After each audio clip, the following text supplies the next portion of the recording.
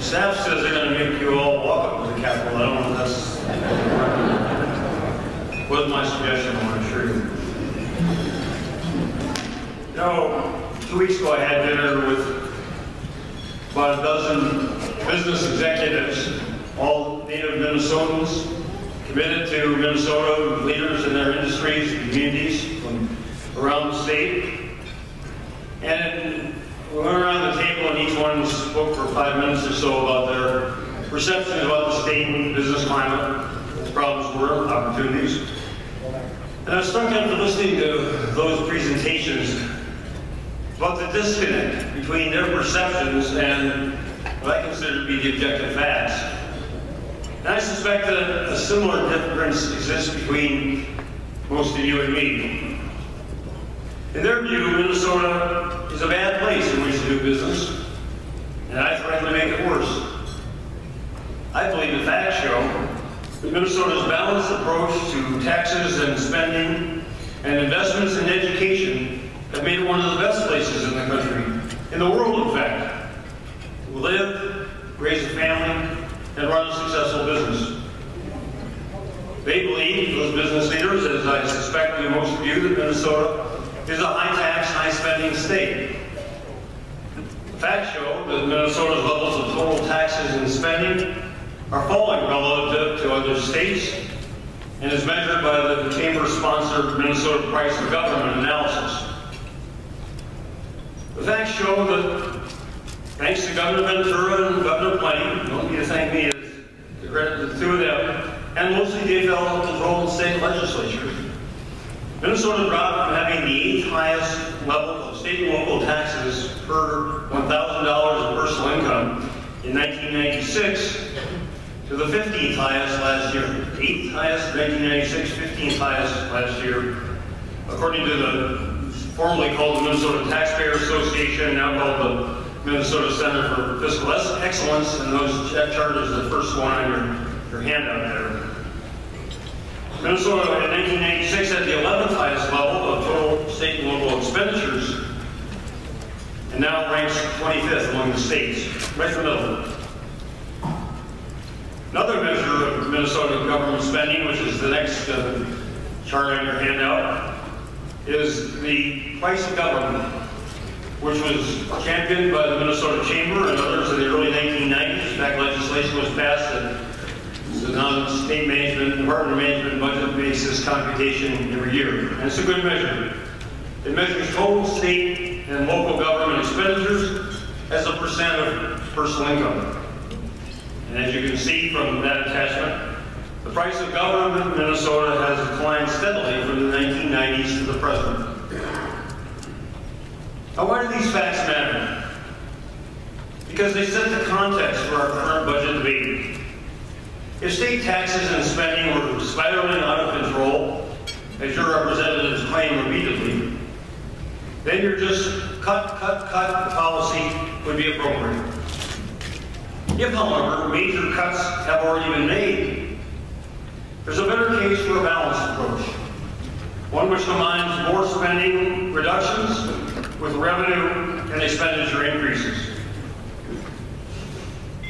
Your spokesman claims that we can easily cut more state spending without ever specifying where. He recently opined that, quote, there is very little spending reform in the budget. Well, take a look at the next chart, which computes the governor's and the legislature's responses to the budget deficits over the past decade. Look at the volume of fiscal gains, the shifting of funds, delaying of aid payments and tax rebates, borrowing, and fee increases, along with major spending reductions. You want to know what real spending reform is? Real reform means that we are no longer using any of those shifts, borrowing, or other gimmicks to balance the state budget. During the past 2 years, we paid off $1.9 billion that was owed to school districts from those previous shifts. We still don't owe them another $800 million. Without those past debts, we would begin the next biennium with a surplus of over $1 billion, instead of a $627 million projected deficit. And we wouldn't even consider raising anyone's taxes. We've made dramatic spending reforms in how the state contracts and pays for health care.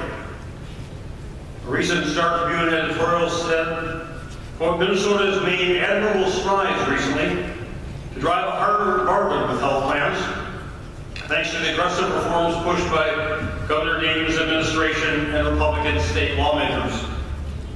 The current commissioner, Lucinda Jessen, who championed those efforts, said, quote, these reforms, along with others, have saved taxpayers over $1 billion compared to pre-reform projections. Over $1 billion in savings. That's, as Everett Dirksen said, real money. I bet no one's mentioned it to you before. Our proposed budget for the next 2 years would further reform how seniors and people with disabilities receive long-term care. Called Reform 2020, it would better coordinate services so more of them can continue to live in their homes. Its goals are to help people live happier and healthier lives and save taxpayers over $150 million in the next 5 years. Recently, we announced another reform that will change how the state pays for public health insurance, so that we will be rewarding prevention and better health outcomes. Minnesota is the first state in the nation to advance this major reform in Medicaid, which we believe will save taxpayers an estimated $90 million over 5 years. The Chamber's response was to cite healthcare as an area where the state can do more to, quote, provide better care more efficiently. So we became curious whether any Chamber representative had publicly criticized the previous state administration for their lack of budget, spending, or other operational reforms. We went through various archives, and we could not find a single instance of the Chamber calling for spending reform during those 8 years. Evidently, in your view, spending reform was only needed when a Democrat's government. In addition to those and other major reforms, we've also made very significant cuts in state spending. But no one has told you about that either. In 2011, the Republican-controlled legislature and I made permanent expenditure reductions of $1,977 million for the current biennium. And those cuts will continue into the future bienniums unless they're changed by the legislature. Some of them are very painful. State support for higher education, the University of Minnesota, Institute campuses, and financial aid was reduced by 13%. In real, after inflation dollars, state funding for higher education in this biennium is the lowest it's been since 1981, over 30 years ago. Minnesota ranks 32nd among the states in spending on higher education for $1,000 of personal income. As I said before, those cuts will continue into the next biennium unless they're changed. K-12 education funding is a similar story, although the legislature and I reversed that in the 2011 session. But previous to that, state support had dropped by 14% the previous decade in real dollars.